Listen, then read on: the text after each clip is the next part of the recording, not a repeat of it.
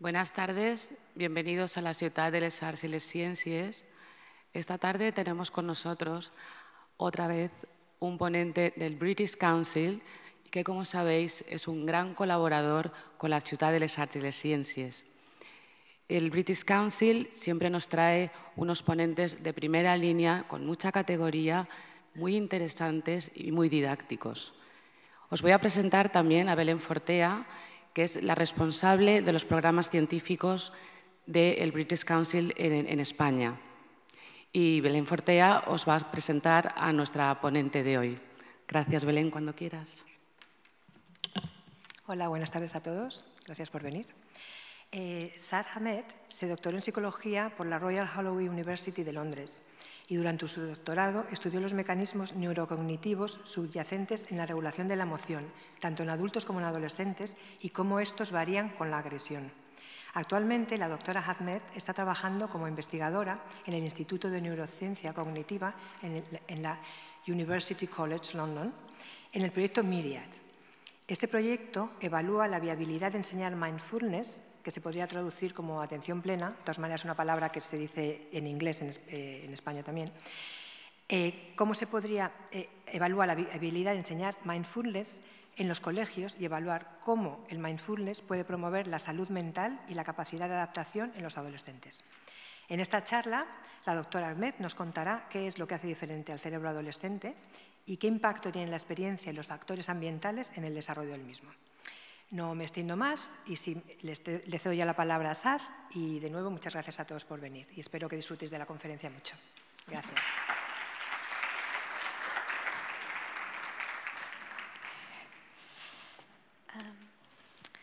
Muchas gracias, Belén.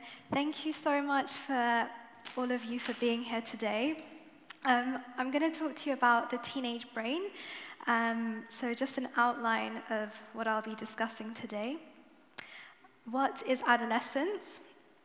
Adolescent brain development, behaviors associated with adolescence like risk-taking, being susceptible to social influence, and also the importance of individual differences and the implications for mental health. So, what is adolescence? Well, adolescence has been described as a period of psychological, physical, and social transition between childhood and adulthood. It begins with the onset of puberty and ends with the assumption of a stable adult role. Now, typically, adolescence has been defined as ending at about 18 years old, but actually now we know that that's not necessarily the case because social roles have transitioned throughout the last few, even decades. So before it was suggested that adolescence lasted until 18, now more recent papers have come out suggesting that actually it lasts until 24, 25 years old, and that's because there's a delayed timing of completion of education, marriage, parenthood, and so on. So there's been this shift into the definition of when adolescence actually ends. Now, although the term teenager was first used in 1941, there's been a long history of adolescence and sort of the negative stereotypes that have been used to describe teenagers. So, for example, Aristotle described teenagers as passionate, irascible, and apt to be carried away by their impulses, the age when people are most devoted to their friends. And this is a really nice example because even in 350 BC, you had this negative image of teenagers. And in a more recent example, this was a letter sent to a newspaper in the UK by a reader, and she said, "There's nothing like teenage diaries for putting momentous historical events in perspective. This is my entry for 20th of July, 1969. I went to Art Centre by myself in yellow cords and blouse. Ian was there, but he didn't speak to me. Got rhyme put in my handbag from someone who's apparently got a crush on me. It's Nicholas, I think. Ugh. Man landed on moon."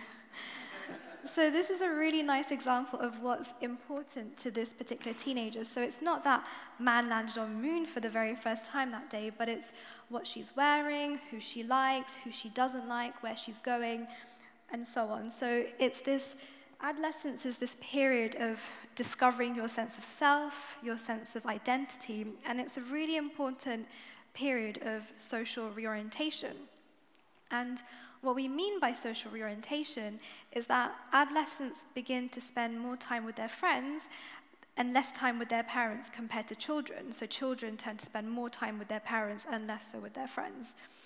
And there's been a lot of evidence showing that this is not just in humans. We see this also in other species as well. So, for example, adolescent chimpanzees show a similar trend that they spend more time with their parents and their friends than their parents.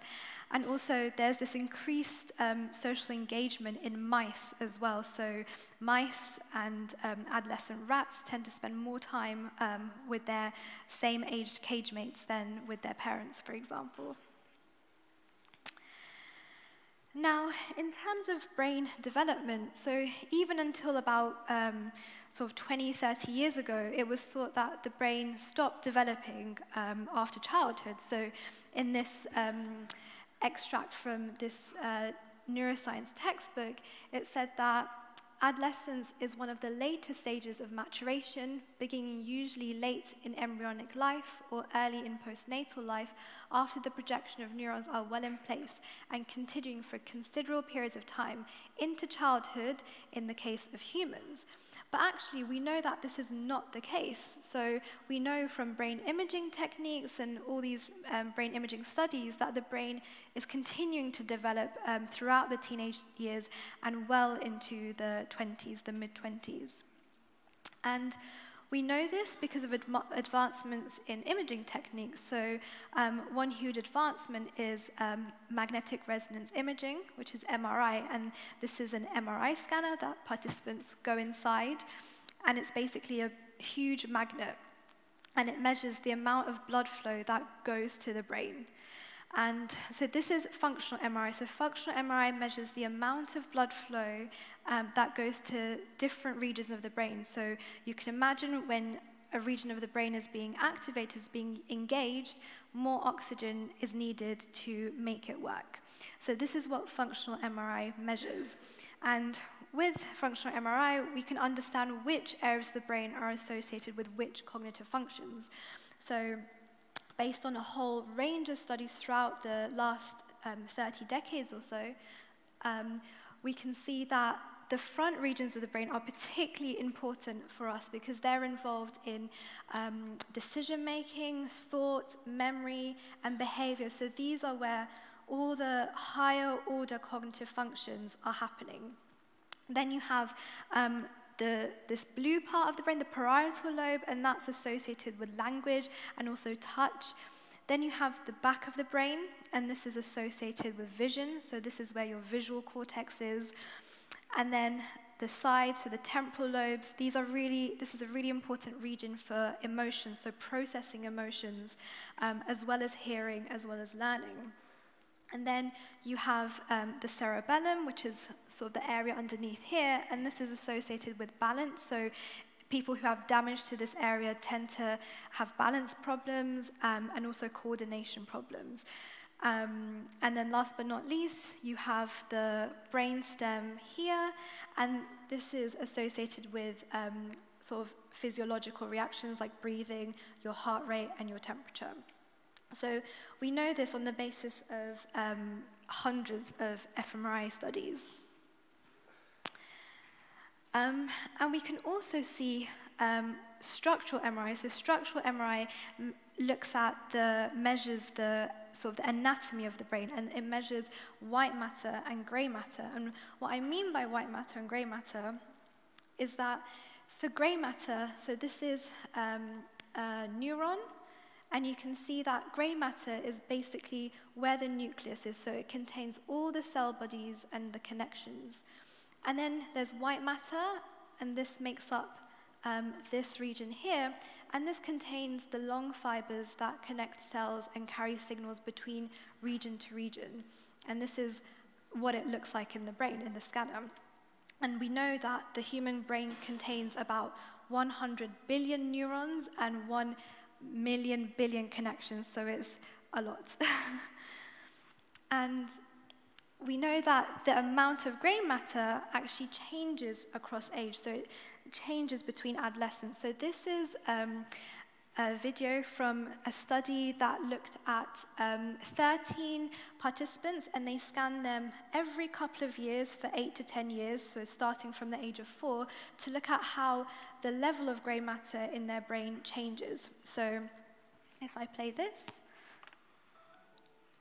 so the more purple and blue it gets, the less grey matter there is. So you can see that grey matter decreases substantially. So, and you can see that it doesn't decrease uniformly, it decreases at different rates in different regions. So there's a lot of variation throughout the brain in terms of how grey matter changes.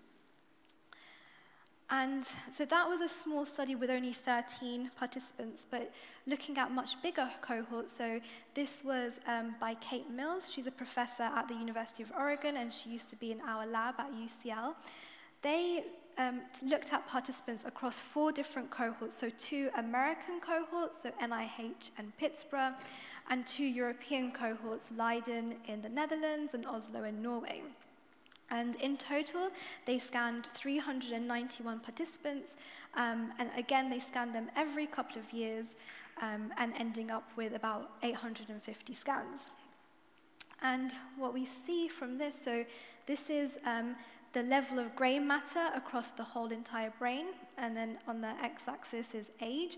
So you can see that all 4 cohorts are different colors, and you can see that there's a really nice consistent pattern in terms of grey matter reduction. So you can see that it reduces substantially from about early adolescence, and then it gradually declines into the early 20s. So you can see that grey matter decreased by about 1.5% each year during adolescence. On the other hand, white matter actually increased. So you can see again, there's this nice consistent pattern between all 4 cohorts, and it increases gradually. So they found that it increases by up to 1% during adolescence. So why is it that grey matter decreases and white matter increases during adolescence? Well, what we see from MRI studies is actually a crude measure of white matter and grey matter, and in terms of looking at and understanding it at a cellular level, a lot of evidence comes from post-mortem studies or animal studies. So just based on that, we have a vague idea of what is happening in the brain. So a few reasons that have been suggested are increased myelination. So as I mentioned before, these are the axons, and they are surrounded by something called myelin, which is this fatty white substance that helps carry signals from region to region. So the more myelin there is, the more myelin sheath there is, the faster the signals can travel from one region to another. So there's this increased myelination across age, so it looks more white on the MRI scan, which is why we see this increase in white matter and decrease in grey matter, because this myelin is taking up more space in the brain. Another reason is axonal growth. So the axons themselves, they tend to grow in diameter, so then there's more myelin surrounding them, again appearing more white on the scan. And then there's also something called synaptic pruning, which is a really important process. So when you're born with very few synapses, but then this increases drastically throughout the first few years of life. So there's this synaptic growth spurt at around 6-7 years old, and then it gradually decreases. So this decreases synaptic pruning, and this happens because synapses are pruned to make brain networks more efficient. And what I mean by this is synapses that are being used are being strengthened, and synapses that aren't being used are being pruned away. So how you would have a rose bush, so you cut away the dead branches to make way for new, stronger branches. And that's effectively what's happening in the brain. And this helps the brain become much more specialized and refined, but also less plastic. So what I mean by this is when we're young, so children and adolescents, the brain is it's just much easier to learn new skills, like new languages and so on, because the brain is much more plastic. But as we grow older, these synapses are pruned away, the brain becomes less plastic and much more specialized and refined. And so there's been a lot of talk about brain plasticity, and it's been suggested that brain plasticity and the ability to change behavior decreases over time. So a lot of people as well think, and teachers think, that learning is not as efficient when adolescents are older or in adulthood, and actually children learn better. So, and then they suggested, so this is from the National Scientific Council of the Developing Child, they suggest that plasticity decreases across age. So being able to learn new things becomes much more difficult as we age. So some of my lab wanted to know if this is the case. So do plasticity and learning decline across development? And they, so this is by Lisa Knoll, and they wanted to investigate this by running a training study. And they tested over 600 participants aged 11 to 33. And basically, there were different training sessions. So people were either trained on reasoning, relational reasoning. So this is sort of understanding sequences and shapes and which shape comes next, which I'll show you in a minute. Numerosity, so maths, and also face perception, so understanding emotions, understanding faces. So participants were trained on these three things. Well, they were tested before training on these three things at time point 1. They were then given training on these three things for 20 days. So participants were split into 3 groups. So they were either given reasoning training, numerosity training, and face training. And then at time point 2, so after the 20 days, they were tested again on the same thing. And then finally, 6 months later, so this is no training whatsoever, they were tested again on the 3 aspects as well. So today I'm just going to focus on this reasoning results. And the participants were split into 4 age groups, so young adolescents, mid-adolescents, older adolescents, and adults.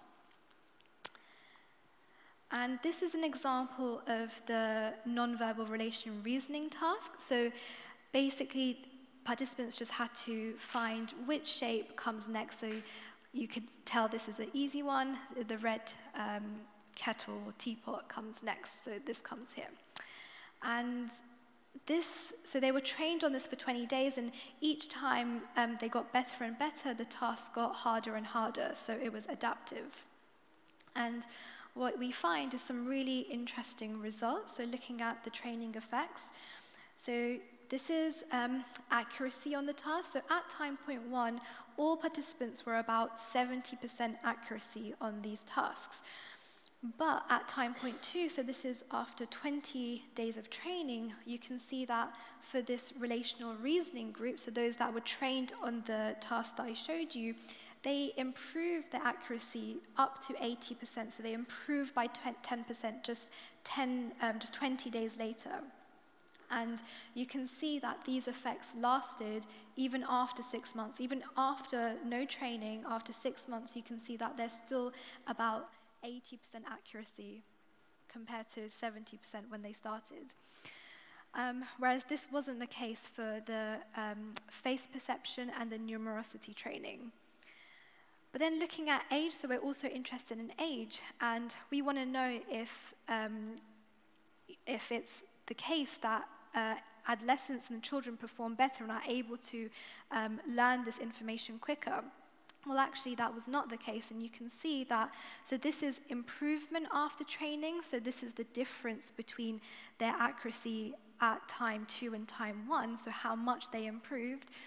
You can see that the adults and the older adolescents improved substantially more, so significantly more than the mid-adolescents and the younger adolescents. So actually, it shows that learning does not always decline with age, and especially for this relational reasoning, these types of tests are commonly used as in IQ tests, in school entrance tests, and it shows that actually this is not as stable as we once thought. We can easily train this skill, so you can see that after 20 days of training, participants increase their accuracy, so even increasing their IQ, as in IQ is measured by this.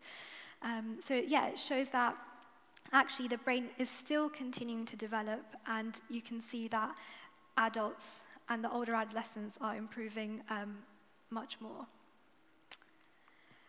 So back to synaptic pruning. So as I mentioned before, synaptic pruning is happening in adolescence, but it also happens at different rates in different regions of the brain.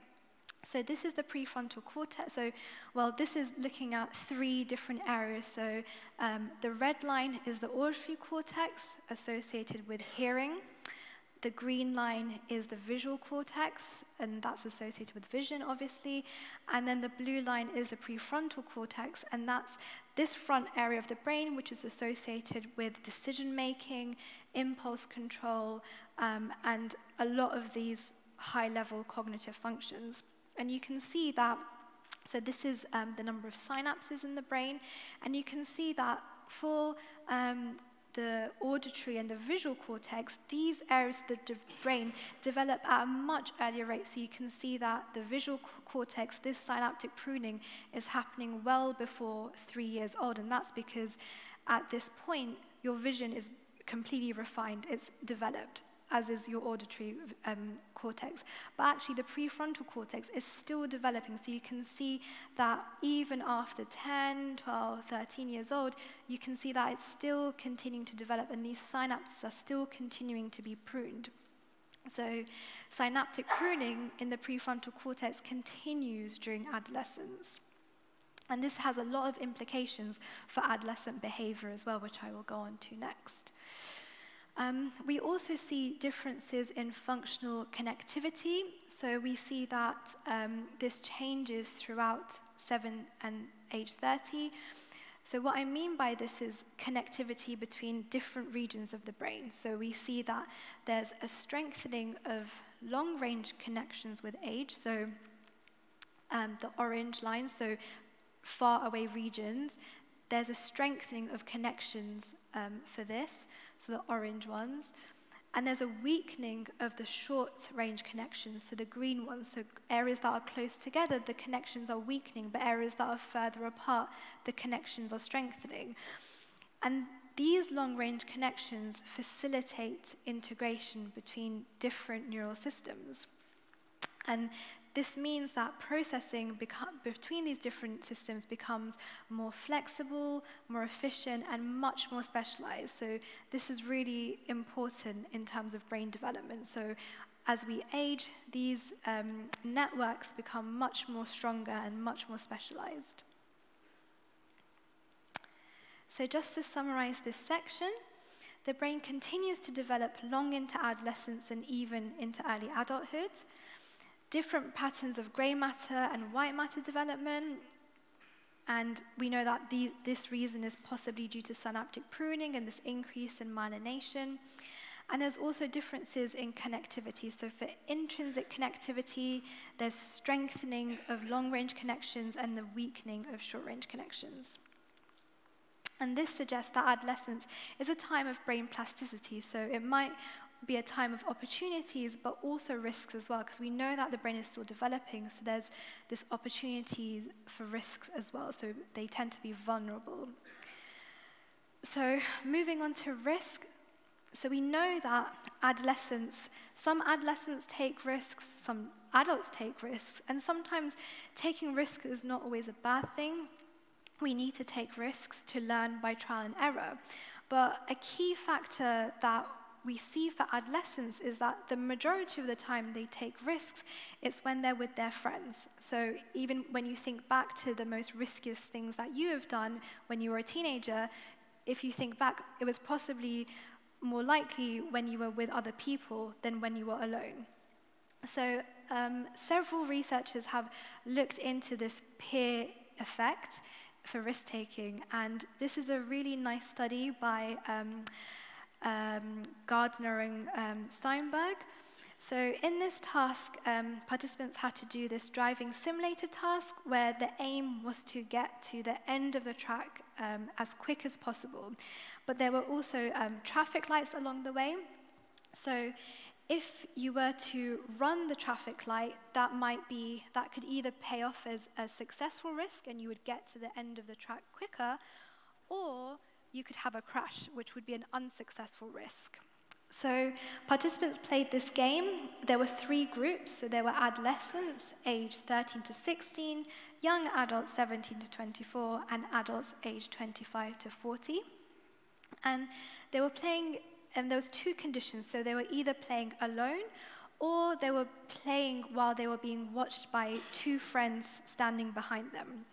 And what we see is that the results are really interesting. So this is the number of crashes that they incurred, and this is the 3 different groups. So these are adolescents in orange, young adults in blue, and adults in purple. And you can see that when they're playing this game alone, they have the similar number of crashes.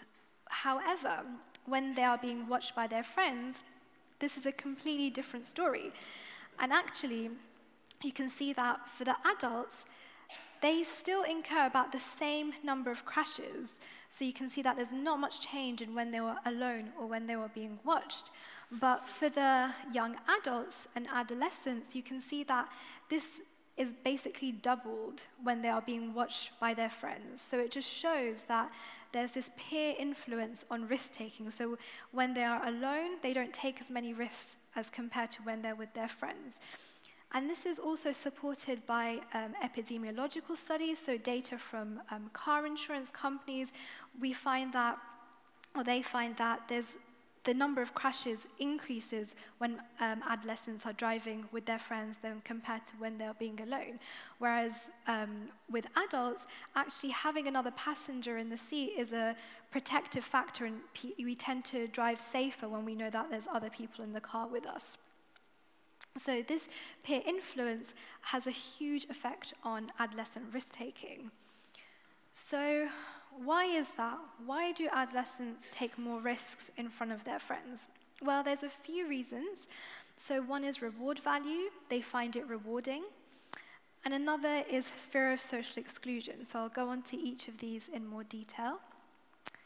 So for reward value, so this Chine et al., they did the same task, but this time participants were inside the scanner. So they were either playing alone or their friends were in another room watching them play. And they were interested in sort of 2 brain systems, so the orbital frontal cortex and the ventral striatum. Now, these 2 brain regions are associated with reward, so they're basically called an incentive processing system, whereby decisions are based on the potential values of rewards and punishments. So your decision is based on what reward you're going to get or what punishment you're going to get. Whereas the prefrontal cortex, so this region here, is associated with sort of goal-directed decision-making. So your decisions are based on, it's just more goal-directed, and also it controls impulses as well. So it stops you from making impulsive decisions. So these researchers were interested in these 3 areas and how they would be activated in this game.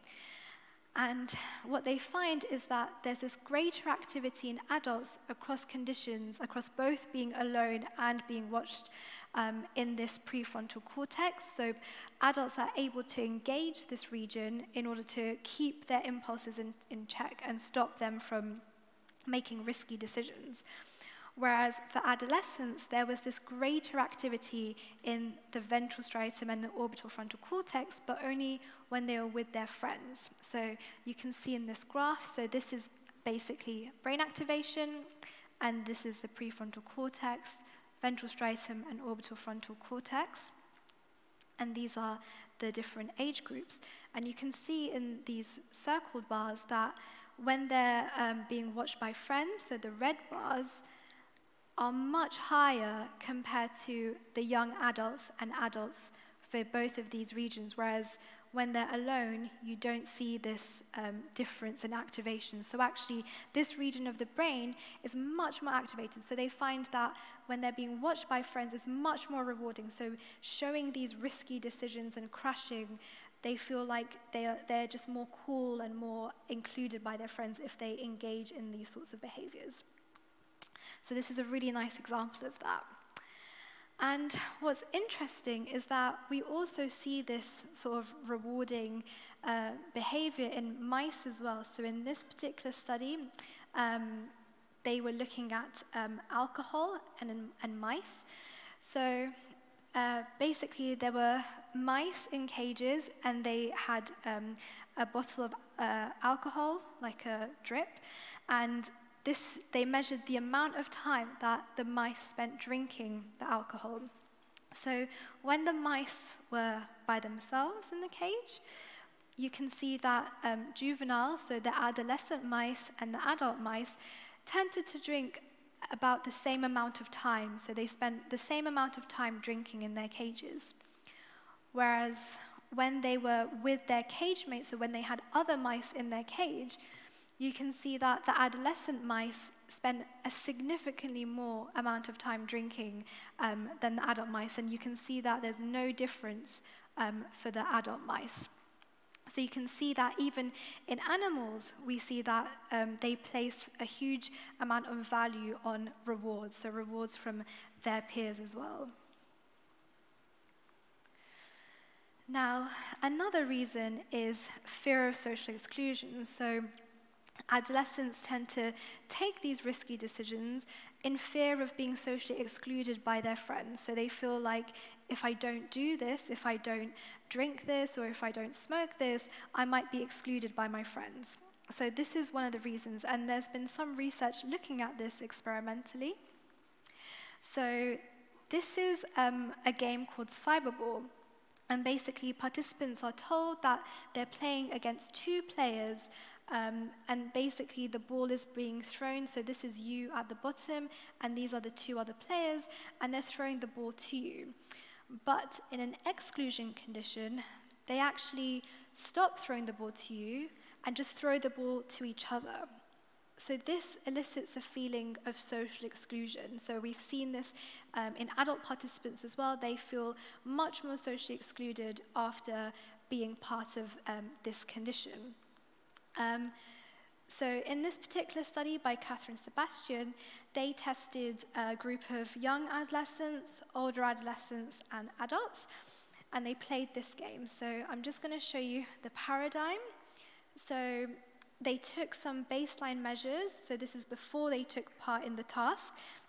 So they measured mood, anxiety, and self-esteem, and this was just self-report. So the participants themselves reported how they felt before. Then they were given the inclusion conditions. So this is when the other two players throw the ball to you as well. And then they were, after that inclusion condition, they were asked to rate their mood, anxiety, and self-esteem again. And then they were given the exclusion condition, so this is when the ball was not being thrown to them. And then again, they were given questionnaires on mood, anxiety, self-esteem. And what we find is that, so this is just looking at mood, so this is overall mood, and these are the three age groups, so young adolescents, mid-adolescents, and adults. So you can see for the adults that there's no difference between baseline and inclusion, and that's because as humans, we expect to be included. So when we play a game like that, we expect the other players to include us, so there's not a dramatic difference in our mood. However, when they are excluded, you see that there's a significant drop in mood, so they feel much lower in mood after being excluded. But this is also much more dramatic for the adolescents. So you can see that, again, no difference between baseline and inclusion, but there's a huge drop in mood when they're excluded. So it suggests that adolescents are hypersensitive to social exclusion. So they're more affected when they're excluded by other people. Even though these people are not their friends, they are much more affected by it than, say, adults are. So it suggests that being the fear of social exclusion is maybe driving their risk-taking. So is there a neural basis of this effect? Well, there's been fMRI studies showing that during this task, there is a reduction in the right ventrolateral prefrontal cortex. So this is this region here, which is associated with emotional regulation. So they find that there's reduced activation in this area for teenagers compared with adults. And this region is really important as well. So as well as being important in decision-making and impulse control, it's also important for regulating emotions, so being able to regulate any sort of distress and upset and sadness or anger you feel. So there's been several models based on these studies for why adolescents take risks. So one of these models, so an example is, shall I drive really fast? So as adults, you might weigh up two decisions. So you might think, yes, I should drive really fast because I might get to my destination quicker, and also I might get a kick out of it. Or no, I shouldn't drive really fast because it's a health risk, I might crash, and also it's against the law. But for adolescents, another factor comes into play, and that's the social factors. So for them, actually not taking the risk is a much bigger social risk for them. So if they're with their friends, they're not going to care about the health risks or the law. They're going to care more about, if I don't drive really fast, my friends are going to make fun of me. So for them, this social risk outweighs this negative risk. So this is a model based on these studies, so that the social factor weighs much more heavily for adolescents than it does for adults. Now, another reason, obviously that ties into everything, is being susceptible to social influence. So a lot of the time, we take risks because we're influenced by other people. So one study from my lab looked into this, and they looked at social influence on risk perception. And they tested participants at the Science Museum in London. So they tested over 500 participants aged 8 to 59. And they used this really simple task. So basically, participants were given a moderate health risk, like crossing the street on a red light. And they were asked to rate how risky is this behavior on a rating scale. And then they were told that teenagers that have taken part in the study so far have also given their rating, and this is their rating. So this is the rating that previous teenagers have given. But actually, this was a fake rating that was just made up by the computer. And this was the same as for adults as well. So they were also told that adults also rated this so far as well. So other adults that have taken part in the study have given this rating. So then after seeing this rating, they're asked to rate again. So this is their rating 2. So the researchers were interested in whether there's a difference between rating 2 and rating 1, so whether they change their ratings, and whether this rating is in line with other people's ratings. So is it in line with teenagers' ratings, or is it in line with adult ratings? So this is looking at the difference between the two ratings, so the percentage change between rating 1 and rating 2. And these are the 5 age groups. So you have children, young adolescents, mid-adolescents, young adults, and adults.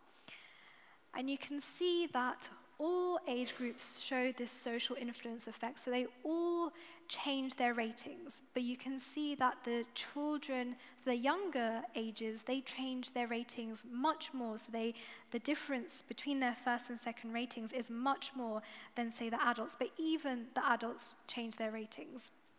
But obviously what they were interested in is who people are more influenced by. So if the bars are up here, it means that they are more influenced by the teenagers, so by the teenage ratings, and if they're down here, they're more influenced by adult ratings. So you can see that the children, the young adults, and the adults were more influenced by other adults' ratings, so they were more likely to change their ratings when they saw adults' ratings. Whereas the mid-adolescents were equally influenced by both. So they were equally influenced by the adult ratings and by the teenager ratings. But the young adolescents were more influenced by other teenagers, so they were more likely to change their ratings in line with other teenager ratings. So it showed that young adolescents' risk perception is more influenced by other teenagers than by adults. And this has a lot of implications for sort of campaigns, so health campaigns like anti-smoking campaigns, anti-bullying campaigns. It suggests that teenagers are much more likely to listen to other teenagers than to adults. And so this has started to be looked at in terms of bullying. So there's actually little evidence that teacher-led and adult-led bullying interventions work in schools. So it might be that using evidence from these types of peer influence studies and peer learning might be more beneficial. So it might be more beneficial for these interventions to come from other students than to come from the teachers. So in this particular study, that's exactly what they did. So they randomized an anti-bullying intervention across 56 different schools. So this was over 24,000 students. And they used social network to identify the most influential students to lead these campaigns. And what I mean by social network is that participants are asked, each student is asked to fill in a questionnaire about every other student in their class in order to find who the more influential students are. So typically when teachers do this, they tend to choose sort of the good students to lead these, but actually when we're using these social networks, we find that the students that are more influential aren't necessarily the same ones that would be selected by the teachers. So it's usually the students that have more connections, that are more integrated with other students, that are more influential rather than the good performing students.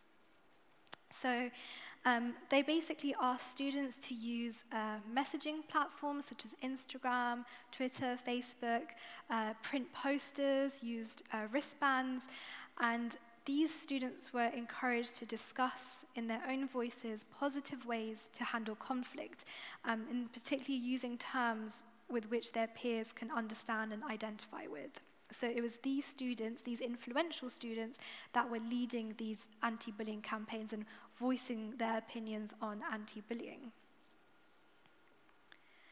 And what they found is that compared to control schools, so compared to schools that didn't have this, student conflict at these treatment schools was reduced by 25% in just 1 year, which is quite a lot. And they found that this effect was even stronger when the group of influential students were more socially referent, as these students were able to attract more attention. So those students that had much more connections were able to attract more attention, and therefore this effect was stronger. So it suggests that adolescents compared to children and adults are more likely to update their beliefs or perceptions of risk when the information comes from a peer rather than an adult. And bullying interventions that utilize individuals who have social influence reduce bullying compared to a control, so compared to not having this at all. So we see that there's really positive implications from this type of research. So I'm just going to quickly discuss individual differences and mental health. So as we all know, there's no average teenager, so not all teenager is the same. We're very, very different.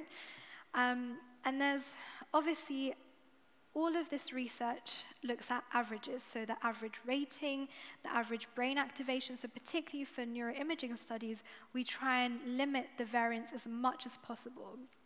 So this is across 33 participants, aged 7 to 30. So again, this is looking at gray matter volume in the prefrontal cortex, and we see this nice cubic trajectory where it's highest in childhood and decreases drastically in adolescence. So this is the average of these 33 participants. But actually, when we look at each individual participant, the story is very different. So you can see that there's a difference in terms of intercept, in terms of slope.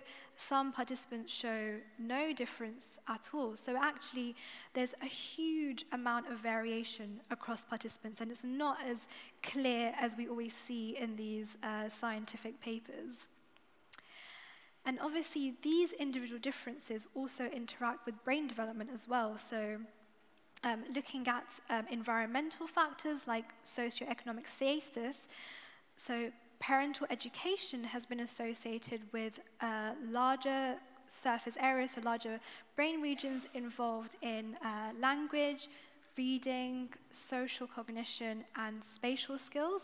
And this was in a study of about 1,000 participants. So the higher your parents' education, the more likely you were to have a bigger cortical surface area for these regions. So you can see that even something like your parents' education can influence something like your brain development. Also, peer environment. So obviously we know that environment plays a huge factor in adolescent development. And it's been shown that in the game of cyberball that I showed you earlier with the ball throwing game, adolescents that had a history of being rejected by their peers showed a higher activation in the dorsal anterior cingulate cortex. And this is an area of the brain that's been shown to activate when playing this game, so being socially excluded. And they found that those that had a history of being rejected by peers showed a higher activation in this region compared to those that were accepted by their peers. So environment plays a huge role in terms of brain activation. And also culture. So as we know, there's so many variations in the type of culture, and there's very different developmental patterns across cultures. So, for example, there's quadratic patterns in India, China, USA, negative patterns in Colombia, and no association between age in Thailand, Sweden, and Kenya. So I'll show you the graph here and remind you. So, for example, you can see that India, I think, is this one. You can see that there's this quadratic pattern where it peaks at around adolescence, so around 16, and then decreases. Same with China and the USA. So this one, you can see this is the USA. You can see that it peaks in adolescence and gradually decreases. And then sort of negative patterns in Colombia, you can see that there's this sort of drastic decrease, and also no association in certain countries. So, for example, with Thailand, I think that's Thailand. Yeah, you can see that there's actually no association between age and risk-taking, and actually risk-taking is practically zero in those types of cultures. So we can see that there's a huge amount of variation. So the story isn't as always clear-cut as we think it is, because a lot of this research actually comes from the USA, Europe, the UK. So actually, there's a huge amount of variation across different cultures. So what are the implications for mental health? So we know that mental health peaks in adolescence. So we know that the peak age is 14 when health disorders like anxiety, impulse control disorders like OCD, mood disorders like depression, and so on, they sort of tend to peak at around adolescence. And actually 50% of all these disorders begin by 14 and 75 by 24. So we know that there is something happening with this age group, because why is it that all these mental health problems arise at this time? So there's a few reasons. So as I mentioned, there's this exaggeration or anomalies in this normal developmental process. So we know that the prefrontal cortex, which is associated with sort of impulse control, emotion regulation, is still developing, but actually regions that are associated with emotional reactivity and anger and sort of this emotional aspect is developing at a much faster rate. So we see this sort of mismatch in terms of development. So the areas associated with cognitive control are unable to control these emotional processes as effectively as, say, adults can. So we see this anomalies in a normal process.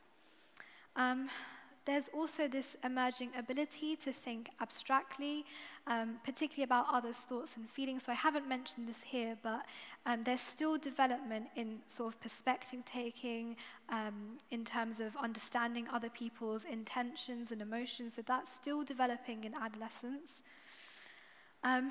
Obviously, there's also continuing development of emotion regulation capacities, so being able to control your emotions is still difficult for adolescents.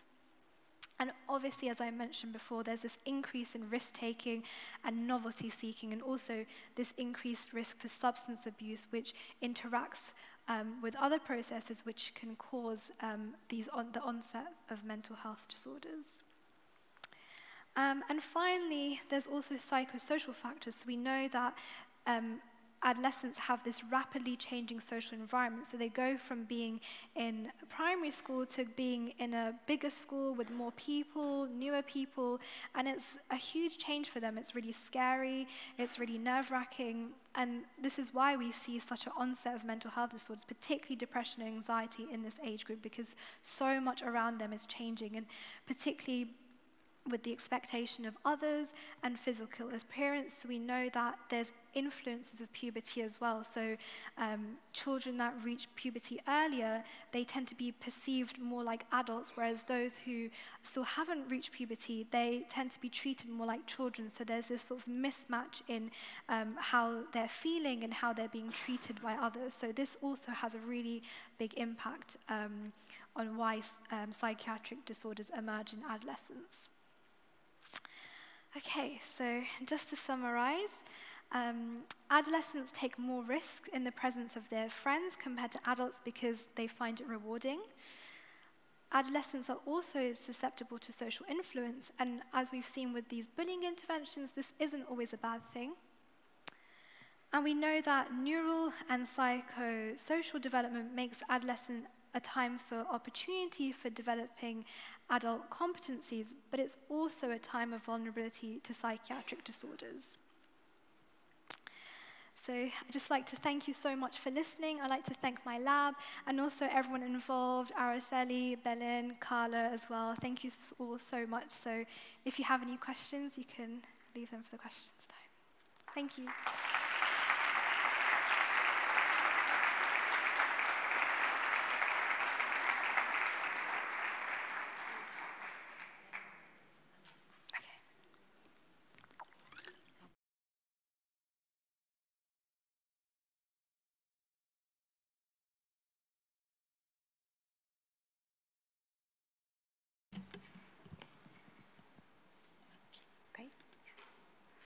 Bueno, vamos a dar un pequeño turno de preguntas. Si alguien quiere realizar alguna pregunta, tenéis el micrófono en la mesa, levantáis la mano y os daremos paso.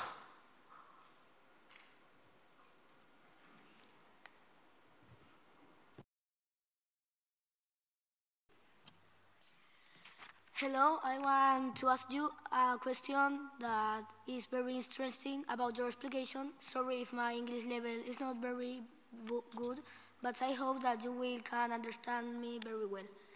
The question is, there's any type of disease that changes, I mean, the young and adult people attitude of the brain? Thanks. Can you repeat the question, please?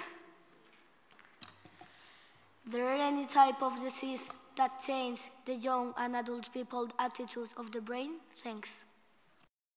So do you think that people have different attitudes to brain development for adolescents? Yeah, so I think the research really helps us to understand what is happening with adolescents. So a lot of the time, we're sort of degrading adolescents and always putting them down for acting this way, but actually knowing about this research, we know that a lot of the time it's not their fault. So we know that their brain is still continuing to develop, so it's not something that they can control easily. We know that the regions of the brain associated with emotion and these risky behaviors, that develops at a much faster rate than, say, regions of the brain that control that behavior. So adolescents don't have that control ability. And I think this definitely helps us to understand why they're engaging in these sorts of behaviors. And it kind of makes us feel a bit sorry for them as well, because it's not their fault. So we shouldn't blame them and give them such a hard time as we have been in the past. Does that answer your question? Okay, thank you.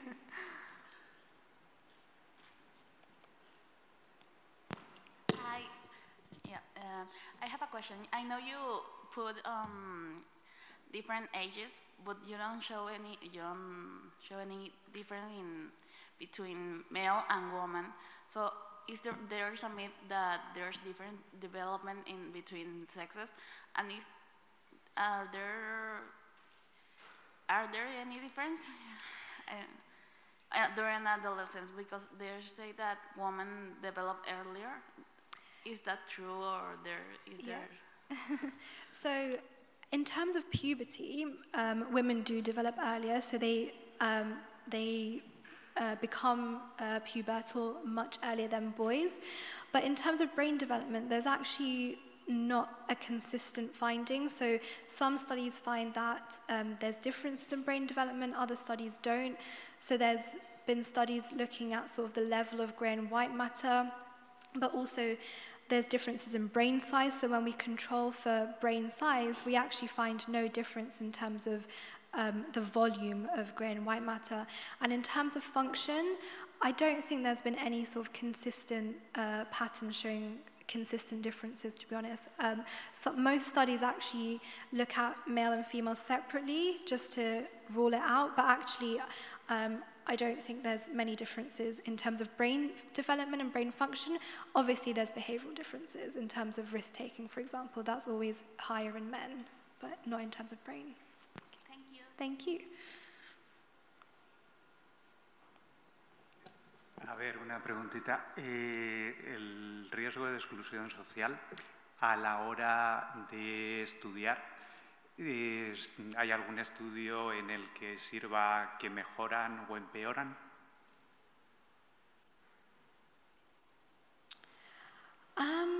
In terms of feeling excluded? La exclusión social. Yeah. Well, we can see that even adults feel socially excluded, so it's such a simple task and such a simple game, but we even see that adults feel socially excluded. But in terms of improvements in that, I think possibly after school and when they turn into adults, then obviously this improves, just based on this sort of behavioral data. But in terms of actually them reporting how socially excluded they feel, I'm not sure if there's many studies on that, actually. Thank you.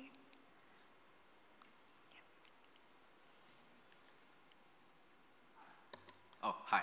I was wondering if there was any way that has been proven or not to compensate for the lack of you mentioned that teenagers go through more risk-taking due to the fact that the frontal lobe, I think, is undeveloped. Is there any way to compensate for this, say medication or anything of the sort, maybe therapy? I don't know. I think when it's heightened levels of risk-taking, then possibly medication can help sort of reduce that sort of heightened reactivity and the heightened sense of reward they gain from sort of risk-taking. But I think that's possibly in extreme cases, because actually risk-taking is a normal thing, so even adults take risks, so it's not always a bad thing. But if it's obviously to an extreme extent where it's harming yourself, harming others, and it's also most likely that they do have a psychiatric disorder anyway for them to be that heightened level, then it's possible that therapy and medication can help. But I'm not a clinical psychologist, so I wouldn't really know. Thank you.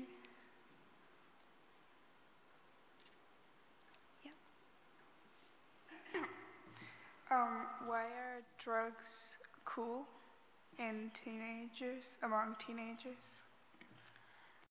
I guess it's because of the reaction they get from them. So the high they get, and especially when other teenagers are doing it, it makes them more likely to do it. So it's this whole social influence effect. So a lot of the time they may not even want to do it, but because others are doing it and it's, you know, common at parties and whatnot, they have this sense of being like, if I don't do this, I'm not going to be accepted by my friends. And I think in terms of it being cool, I guess it's when everyone else is doing it, it always seems cool. And I think the reaction they get from it as well, so they appear sort of more fun and more easygoing, and they just themselves appear more cool.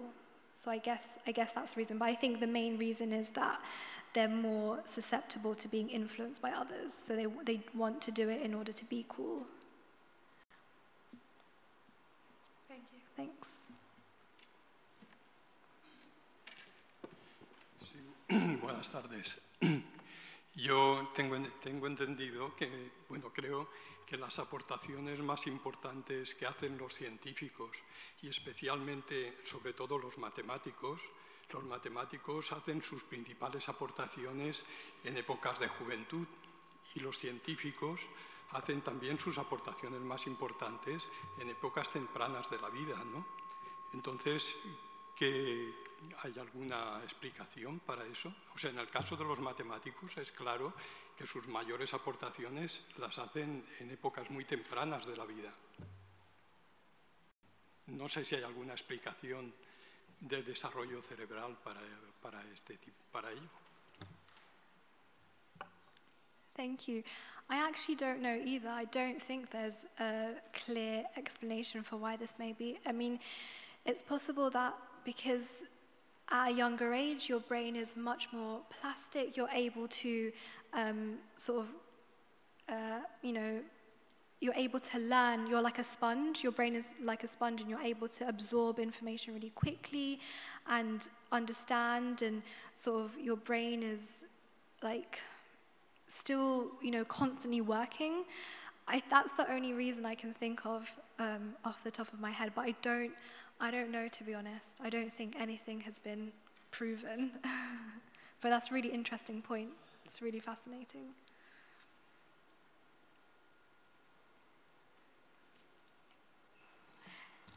Hola, yo quería preguntarte si hay algún estudio que analice cómo a lo largo del tiempo, cuanto más fácil es la vida para los niños, porque sus padres tienen una vida más fácil, se alarga la adolescencia y todo esto que nos estás contando se hace más fuerte, porque yo pienso en la generación de mis abuelos, incluso de mis padres, que tuvieron que ganarse la vida desde muy pronto o tuvieron que ayudar en casa porque trabajaban con la familia y que no sufrieron tanto esta situación. Y luego, por otra parte, si esto es así y no pueden evitarlo, ¿qué nos queda hacer a los padres aparte de rezar? Thank you so much. I think now adolescents are much more vocal about how they feel. So back then, like 50, 60 years ago, you know, they were told that if you're feeling sad, if you're feeling angry, you just need to keep quiet and not say anything. Whereas now I think teenagers have more of a voice. So they're told to express how they feel and, you know, say what they think, what's on their mind. But also I think social media plays a huge role in terms of mental health, particularly depression and anxiety. I think that didn't exist like 30 years ago. So I think that has definitely played a huge role in terms of why these mental health problems are arising and are increasing. But I think more so is that adolescents are much more vocal. And I think the way to overcome this is, in terms of social media, I think the best way is to regulate social media use, particularly for really young adolescents, because it really, really plays a huge impact on them. So we know that over in the news, we see that there's so many teenagers that commit suicide based on what other people say on social media. So I think definitely regulating that but also telling them that it's okay to ask for help. So it's okay to go to therapy, it's okay to talk to teachers and not to, keep it all inside. So I think definitely making them feel like it's okay for them to talk about their feelings in order to get help is really important, rather than internalizing them and sort of ruminating and constantly thinking over and over them, because it just gets worse. Thank you.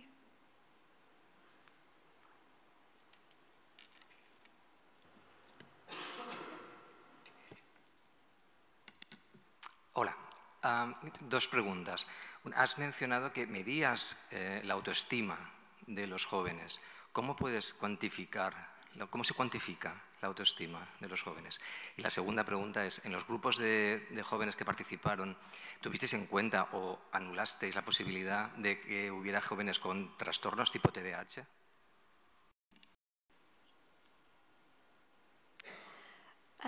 Thank you. So in terms of attention deficit problems, we tend to, I haven't run this study myself, but for a lot of these studies, it's always typically developing children, so children and adolescents that have diagnosed psychiatric disorders like ADHD are always excluded. So they're always sort of looked at separately.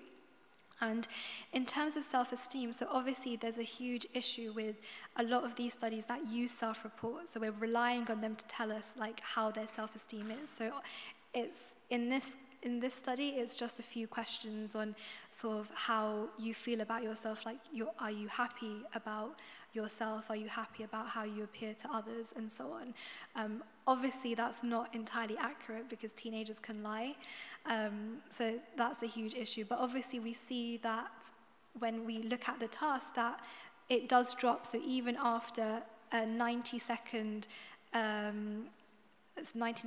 condition where the ball isn't being thrown to them, you see that there's this drop in self-esteem and mood, an increase in anxiety. So we still see this effect, but in terms of it being reported accurately, that's a whole another issue. Yeah, thank you. Si les parece, vamos a dejarlo aquí. Vamos a darle las gracias a Saz, que nos ha dado una fantástica conferencia. Muchas gracias.